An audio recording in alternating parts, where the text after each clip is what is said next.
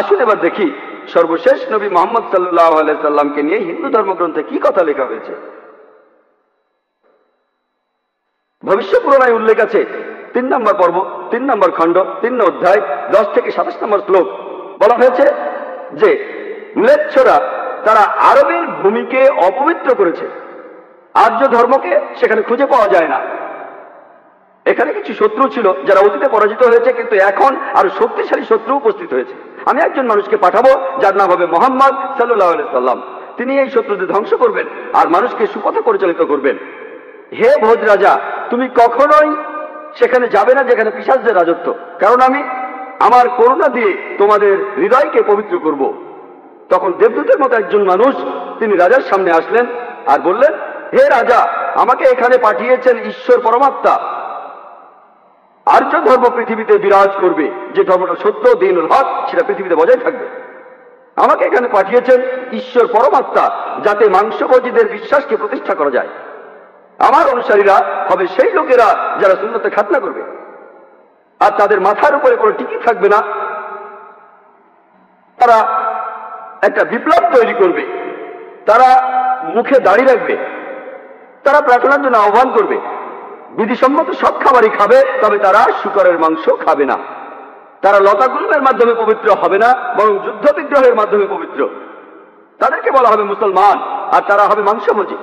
এই ভবিষ্যৎবাণী যে একজন ঋষি আসবেন, আর সেই ঋষির নাম উল্লেখ করা হয়েছে মুহাম্মদ সাল্লাল্লাহু আলাইহি ওয়াসাল্লাম। আর বলা আছে তিনি মানুষ জাতিকে সঠিক পথে পরিচালিত করবেন। আমরা জানি মুহাম্মদ সাল্লাল্লাহু আলাইহি ওয়াসাল্লাম আরবদের পথ দেখিয়েছেন। সে সময়কে বলা হয় আয়ামে জাহেলিয়া, অর্থাৎ বিশৃঙ্খলার যুগ। তিনি তাদের আলো সন্ধান দিয়েছেন। আর বলা হয়েছে তার অনুসারীদের খাতনা করা থাকবে। মুসলমানরা খাতনা দেয়, তাদের মাথায় কোনো টিকি থাকবে না, মাথার পেছনে কোনো লেজ থাকবে না, মুসলমানদের থাকে না। তাদের মুখে দাড়ি থাকবে, মুসলমানরাও দাড়ি রাখে। তারা একটা বিপ্লব ঘটাবে, তারা প্রার্থনার জন্য আহ্বান করবে, আর সেটা হলো আজান। আমরা মুসলিমরা আজান দেই, নামাজের জন্য আহ্বান করি। তারা সব বিধিসম্মত খাবার খাবে, কিন্তু শূকরের মাংস তারা ছোবে না। আমরা মুসলিমরা শূকরের মাংস খাই না। তারা লতাগুল্মের মাধ্যমে পবিত্র হবে না, তারা পবিত্র হবে যুদ্ধ বিগ্রহের মাধ্যমে। আর পবিত্রকরণে আমাদেরকে বলা হয়েছে সত্যের জন্য যুদ্ধ করব, অন্যায় অবিচারের বিরুদ্ধে। তাদেরকে বলা হবে মুসলমান, তারা হবে মাংসভোজী। ভবিষ্য পুরাণের এই ভবিষ্যৎবাণী একেবারে পরিষ্কার ভাবে সর্বশেষ ও চূড়ান্ত নবী মুহাম্মদ সাল্লাল্লাহু আলাইহি সাল্লাম এবং তার অনুসারীদের কথা বলছে। মুহাম্মদ সাল্লাল্লাহু আলাইহি সাল্লামের নাম বিভিন্ন জায়গায় অনেকবার বলা হয়েছে, হাতে সময় নেই, সেজন্য ভবিষ্য পুরাণ থেকে কয়েকটা উদাহরণ দিচ্ছি। এই ভবিষ্যৎবাণী করা হয়েছে ভবিষ্য পুরাণের 3য় পর্ব, 3য় খণ্ড, 3য় অধ্যায় 5 থেকে 8 শ্লোকে। এছাড়া বলা আছে ভবিষ্য পুরাণের 3য় পর্বে 1ম খণ্ড 3য় অধ্যায়ের 21 থেকে 23 নম্বর শ্লোকে। সর্বশেষ আর চূড়ান্ত নবী মুহাম্মদ সাল্লাল্লাহু আলাইহি সাল্লামের কথা উল্লেখ করা হয়েছে অথর্ববেদে 20 নম্বর গ্রন্থে 127 নম্বর অধ্যায়ের 1 থেকে 14 নম্বর মন্ত্রে। এগুলোকে আরো বলা হয় কুন্টুক সুক্তাস। কুন্টুক সংস্কৃত শব্দ, অর্থাৎ পেটের একটা লুকানো গ্রন্থি। তার মানে এই মন্ত্রগুলির অর্থ লুকানো রয়েছে, এগুলো পরে জানা যাবে। এখানে সবগুলো মন্ত্র নিয়ে আলোচনা করার মতো সময় নেই, আমি শুধু প্রথম 4টা মন্ত্র নিয়ে কিছু কথা বলবো।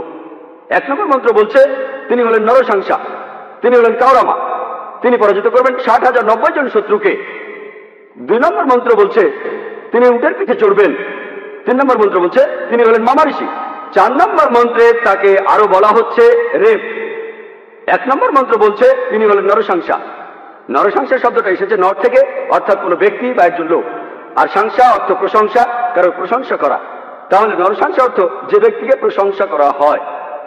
আর আপনারা যদি মহানবী মুহাম্মদ সাল্লাল্লাহু আলাইহি সাল্লামের নামের ইংরেজি অনুবাদ করেন, যদি তার নামের ইংরেজি অনুবাদ করেন তার অর্থ যার প্রশংসা করা হয়, তাহলে নরসাংসা শব্দটার আরবি অনুবাদ করলে সেটা হবে মুহাম্মদ সাল্লাল্লাহু আলাইহি সাল্লাম।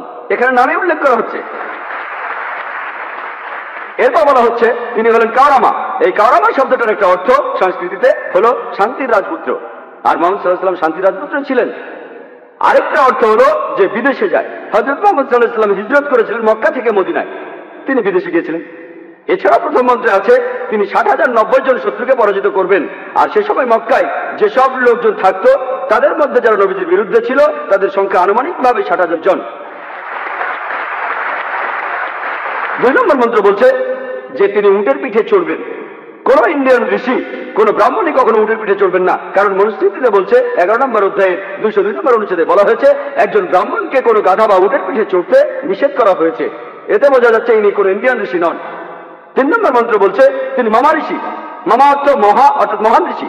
আর এছাড়াও অন্যান্য ধর্মগ্রন্থ বলছে সেটা মোহাম্মদ ঋষি। 4 নম্বর মন্ত্র বলছে তিনি হলেন রেব। রেব অর্থ যিনি প্রশংসা করেন। আর মোহাম্মদ সাল্লাল্লাহু আলাইহি ওয়াসাল্লামের আরেকটা নাম হলো আহমদ সাল্লাল্লাহু আলাইহি ওয়াসাল্লাম, অর্থাৎ যিনি প্রশংসা করেন। তাহলে নবীজির এই অন্য নামটা এই আহমদ শব্দটার সংস্কৃত করলে পাবেন রেব। আর এই কথাটাই রয়েছে অথর্ববেদে। এই মন্ত্রগুলি কুন্টুব সুক্তাস, এই মন্ত্রগুলি শুধু একজনকে নির্দেশ করছে, তিনি সর্বশেষ চূড়ান্ত নবী মোহাম্মদ সাল্লাল্লাহু আলাইহি ওয়াসাল্লাম। আমি কয়েকটা ভবিষ্যৎবাণীর কথা বলবো, এছাড়াও আরো আছে। মোহাম্মদ সাল্লাল্লাহু আলাইহি ওয়াসাল্লাম তার কথা বলা হয়েছে অথর্ববেদে 20 নম্বর গ্রন্থের 21 নম্বর অনুচ্ছেদের 6 নম্বর পরিচ্ছেদে বলা হয়েছে যে একজন কারু, সে পরাজিত করবে 10,000 শত্রুকে কোন রকম যুদ্ধ ছাড়াই। এখানে আহজাবের যুদ্ধের কথা বলা হচ্ছে, খন্দকের যুদ্ধের কথা পবিত্র কোরআনে সূরা আহজাবে আছে। আর কারু সংস্কৃত ভাষায় এর অর্থ যে ব্যক্তি প্রশংসা করে, যেটা মোহাম্মদ সাল্লাল্লাহু আলাইহি ওয়াসাল্লামের দ্বিতীয় নাম আহমেদের অনুবাদ। যে ব্যক্তি প্রশংসা করে, এখানে বলা হচ্ছে যে ব্যক্তি প্রশংসা করে অর্থাৎ আহমদ, তিনি 10,000 শত্রুকে পরাজিত করবেন কোন যুদ্ধ ছাড়া। আমরা জানি যে খন্দকের যুদ্ধে শত্রু বাহিনীতে আনুমানিক 10,000